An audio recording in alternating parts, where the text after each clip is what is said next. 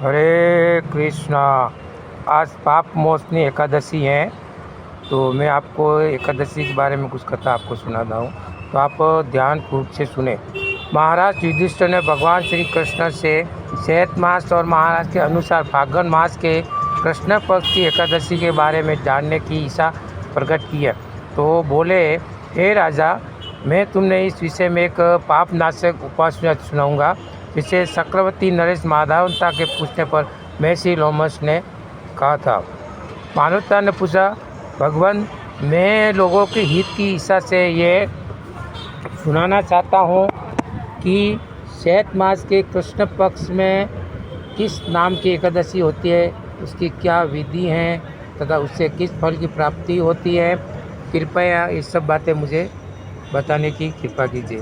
तो लोम जी ने कहा, हे राजा श्रेष्ठ, पूर्व काल के बात है, अप्सराओं से शैविल चैत्र नामक वन में जहाँ गणोदों की कन्याएं अपने किंकरों के साथ बाजे बजाती हुई विहार करती थी, तो मंजू गोसा नामक अप्सरा मुनिवर के मेघावी को मोहित करने के लिए गई और वह महर्षि चैत्ररथ वन में रखकर ब्रह्मचर्य का पालन करते थे। मंजू गोसा मुनि के भय से आश्रम से एक को दूर ही ठहर गई और सुंदर ढंग से वीणा बजाती हुई मधुर गीत गाने लगी। मुनि श्रेष्ठ मेघावी घूमते हुए उधर जा निकले और उस सुंदर अप्सरा को इस प्रकार गाना करते देखकर बरबसी मोह के वशीभूत हो गए।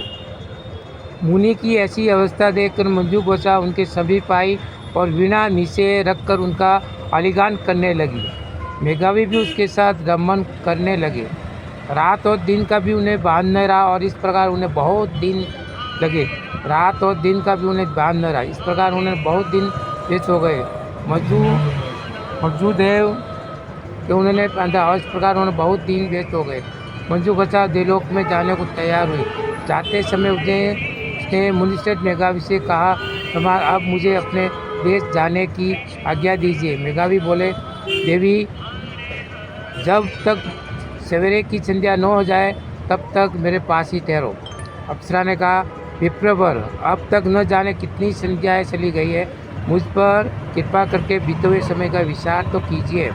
तो ऋषि महर्षि कहते हैं, राजन, अप्सरा की बात सुनकर मेघावी सगित उठे और उस समय उन्होंने बीते हुए समय की हिसाब लगाया तो मालूम हुआ कि उसके साथ रहते हुए उन्हें 57 वर्ष हो गए और उसने अपनी हुआ का किसी का साथ विनाश करने वाली जानकर मुनि को उस पर बड़ा क्रोध आया। उन्होंने शाप देते हुए कहा, पापिनी, तू पिशानी है, हो जा। और मुनि के शाप से दग्ध होकर वह विनय में नतमस्तक हो बोली, विप्रवर, मेरे शाप का आप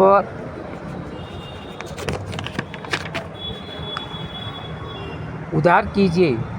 7 वाक्य बोलने पर या 7 पद साथ साथ चलने से ही माँ सूर्यों के साथ मेरी हो जाती है। ब्रह्मा मैंने तो आपके साथ अनेक व्यस्त व्यक्त किए, अतः स्वामी ने मुझ पर कृपा कीजिए। तो मुनिवर बोले, भद्रे, क्या करूँ, तुमने मेरी बहुत ही बड़ी तपस्या नष्ट कर डाली है। फिर भी सुनो, चैत्र कृष्ण पक्ष में जो शुभ एकादशी आती है उसका नाम है पाप मोचनी। वो आपसे उद्धार करने वाली तथा सब पापों का क्षय करने वाली है। सुंदरी, उसी का व्रत करके पर तुम्हारी पिशाचता दूर होगी।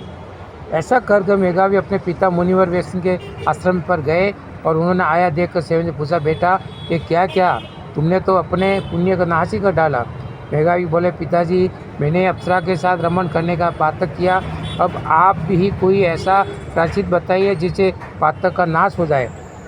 स्वयं ने कहा, बेटा, चैत्र कृष्ण पक्ष में जो पाप मोचनी एकादशी आती है उसका व्रत करने पर पाप राशि का विनाश हो जाएगा। पिता का यह कथन सुनकर मेघावी ने उस व्रत का अनुष्ठान किया और उसे उनका पाप नष्ट हो गया और वे पुनः तपस्या के परिपूर्ण हो गए। इसी प्रकार मंजू गोसा ने भी इस उत्तम व्रत का पालन किया और पाप मोचनी व्रत करने के कारण वह पिशा योनि से मुक्त हुई और दिव्य रूप धारणी श्रेष्ठ अप्सरा होकर सर्वलोक में चली गई। तो भगवान श्री कृष्ण कहते हैं, राजन, जो श्रेष्ठ मनुष्य पाप मोचनी एकादशी का व्रत करते हैं उनके सारे पाप नष्ट हो जाते हैं और इसको पढ़ने और सुनने के साथ में गोदान का फल मिलता है। ब्रह्म हत्या, सूर्ण की चोरी, सुरापन और गुरु पत्नी गम करने वाले महापाप की भी इस व्रत को करने से पाप मुक्त हो जाते हैं और ये व्रत बहुत पुण्यमयी है। सबको ये एकादशी का व्रत करना चाहिए। जय श्री कृष्ण।